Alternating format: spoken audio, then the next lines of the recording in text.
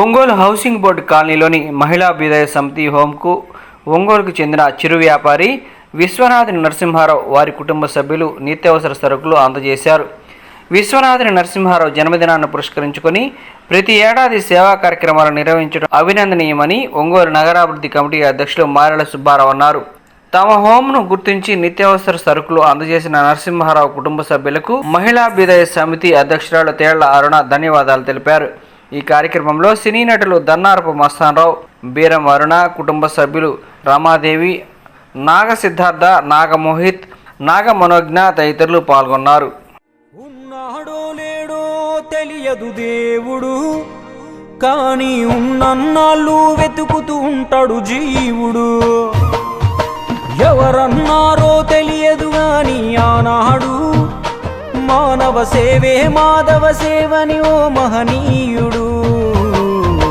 దేవుడంటే సాయమేరా తమ్ముడు, ఆ దేవుడే ఇది చెప్పిన ఎవ్వడు నమ్మడు. దేవుడంటే సాయమేరా తమ్ముడు, ఆ దేవుడే ఇది చెప్పిన ఎవ్వడు నమ్మడు. ఉన్నాడో లేడో తెలియదు దేవుడు, కానీ ఉన్నన్నాళ్ళు వెతుకుతూ ఉంటాడు జీవుడు.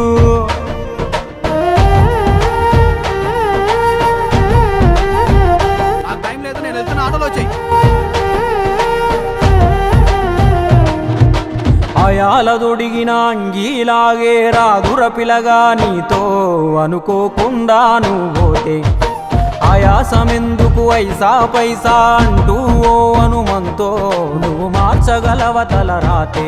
నీ ఏ కార్యక్రమైనా సర్వీస్ కార్యక్రమం తోటే మొదలు పెట్టుకుంటాడు.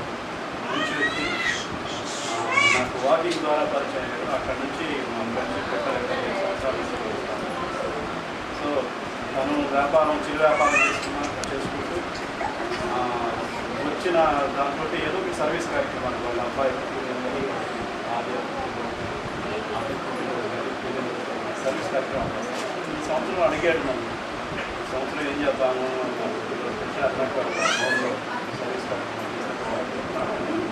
సర్వీస్ కార్యక్రమం నా దర్శన నరసింహారావుకి ఈరోజు శుభాకాంక్షలు. నరసింహారావు